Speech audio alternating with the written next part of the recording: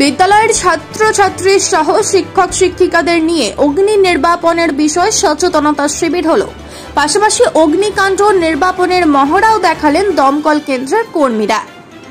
অগ্নিকাণ্ডের ঘটনায় প্রাণ যায় মানুষ সহ বিভিন্ন প্রাণীর, পুড়ে ছাই হয় সম্পদ। ভয়াবহ অগ্নিকাণ্ডকে নিয়ন্ত্রণ করার উপায় হলো সমাজের সচেতনতা গড়ে তোলা।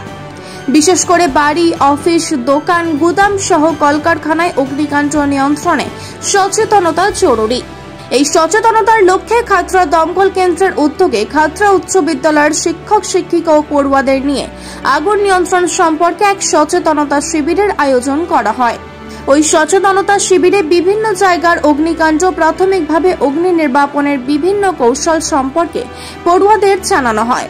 অগ্নিকাণ্ডের হাত থেকে কিভাবে আমরা বাঁচতে পারি, আগাম সতর্কতার বিভিন্ন বিষয় নিয়ে রীতিমতো ক্লাসরুমে ক্লাস নিতে দেখা যায় খাতড়া দমকল কেন্দ্রের ভারপ্রাপ্ত আধিকারিক অঞ্জন বন্দ্যোপাধ্যায়কে। একই সঙ্গে খাতড়া দমকল কেন্দ্রে অগ্নি নির্বাপনের জন্য কি কি জিনিস রয়েছে ও কিভাবে সেগুলো ঘটনাস্থলে ব্যবহার করা হয় সেই সব জিনিসগুলোর বিষয়ে ছাত্রছাত্রীদের প্রাথমিক ধারণা দেন তিনি। পরে বিদ্যালয়ের মাঠে গ্যাস সিলিন্ডার সহ অগ্নি নির্বাপনের বিভিন্ন যন্ত্রপাতি দিয়ে আগুন নেভানোর মহড়া করে দেখানো হয়। কিভাবে নেভানো যায় দেখো, যেখানটা দিয়ে বের হচ্ছে ওইখানটা জ্বলছে না, মুছে পুরো জ্বলছে না। এই আমি একটা আঙুল নিলাম, নিবলো। আমি কি করলাম, কাছে গেলাম, কাছে গিয়ে একদম নিয়েছি, নিয়ে আচ্ছা এইটা তুললাম, নিভে যাওয়া উচিত ছিল, নিভলো না কেন? কারণ অক্সিজেন কাট অফ হয়নি। তাহলে আবার যখন আমি করছি অক্সিজেন কাট অফ হওয়ার জন্য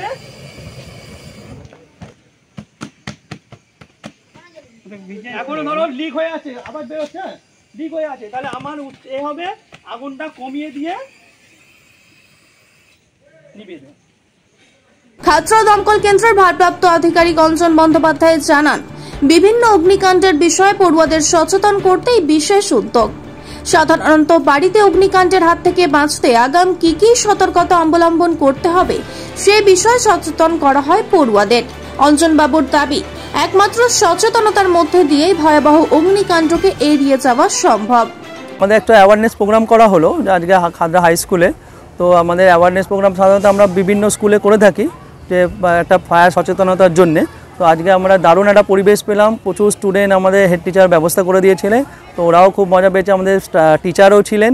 তো আশা করি ওদের খুবই ভালো লেগেছে যে একটা সচেতন, যেটা আমাদের কি কারণে ফায়ার হয়, কি কারণে মানে আমাদের যে অসচেতনতার জন্য যে ফায়ারগুলো হয় সেইগুলো একটু পয়েন্ট আউট করা হলো। ওরা বাড়িতে কি জিনিসগুলো দেখতে পারবে যাতে ডোমেস্টিক ফায়ারগুলো একটু কম হয় বা সচেতন হওয়া যায় সেই উপর একটা হলো। আর আমরা ফায়ার এক্সটিংগুইজার কীভাবে চার্জ করা যায় বা কীভাবে হয় ওরা হাতে কলমে একটা দেখানো হলো।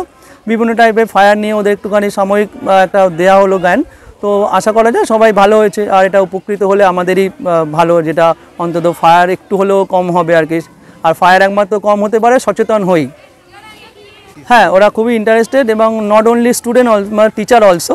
তো তারাও খুব ইন্টারেস্টেড, তারা সবাই হাতে কলমে করলো এবং আরও চাইছে যাতে আরও এরকম ফায়ার প্রোগ্রাম, অ্যাওয়ারনেস প্রোগ্রাম আরও করা যায় আর কি। বিদ্যালয়ের ছাত্রছাত্রীরা জানায়, ভয়াবহ অগ্নিকাণ্ড হলে প্রথমেই দমকল কেন্দ্রের খবর দিতে হবে। একই সঙ্গে আগুন নেভানো সহ দমকল কেন্দ্রের বিভিন্ন যন্ত্রপাতির বিষয় এদিনের শিবির থেকে অনেক কিছু শিখতে ও জানতে পেরেছি। সেগুলো বাড়িতে ছোটখাটো আগুন নিয়ন্ত্রণে আমাদের অনেক কাজে আসবে ও এলাকার মানুষকে আগুন নিয়ন্ত্রণে সচেতন করতে সাহায্য করবে বলে ছাত্রছাত্রীদের দাবি। আমার মতে ইন্টারেস্টিং লাগলো যে কিভাবে মানুষকে বাঁচানো যাবে বা ভয় না পেয়ে সাহসিকতা নিয়ে কিভাবে এগিয়ে গিয়ে আগুনকে নেভানো যাবে, এটাই শিখতে পারলাম ভালোভাবে। প্রথমে কোনো জায়গায় কোনো আগুন লাগলে প্রথমে ভয় করা চলবে না, ভয় করা চলবে না, সাহস করে এগিয়ে যেতে হবে।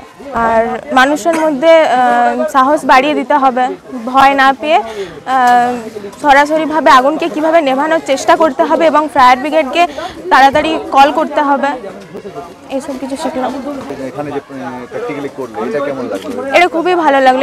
এটার মধ্যে আমরা অনেক কিছু শিক্ষা পেলাম যে কিভাবে আমরা বাড়িতে আগুন লাগলে বা অন্য কোথাও আগুন লাগলে সেটা আমরা নেভাতে পারবো বা এগিয়ে যেতে পারবো। আমার নাম অনন্যা পাত্র, ক্লাস 11।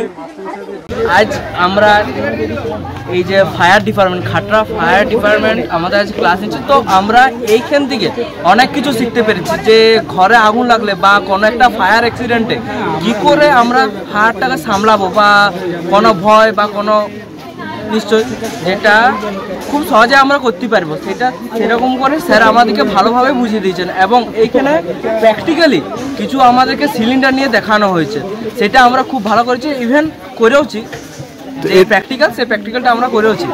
যদি কোনো অ্যাক্সিডেন্ট হয় নিজে যা শিখলাম তা দিয়ে মানুষকে বাঁচানোরও চেষ্টা করব।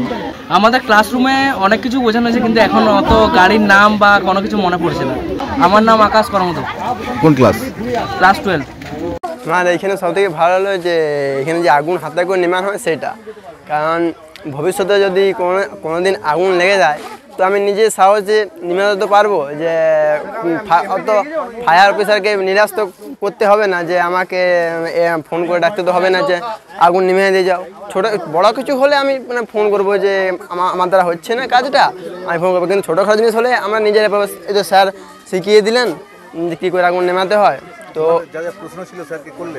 হ্যাঁ করলাম। সবথেকে আমার প্রশ্নটা ভালো লাগলো যে নিজে অচেতন থাকলে যে কোনো জায়গায় আগুন নিয়ে যেতে পারে। সবথেকে বড় ইয়ে হলো যে নিজেকে সচেতন থাকতে হবে। সুদীপ দে 10 সুলেনা Khatra high school. Bureau report, Dakshin Bankura express, Khatra.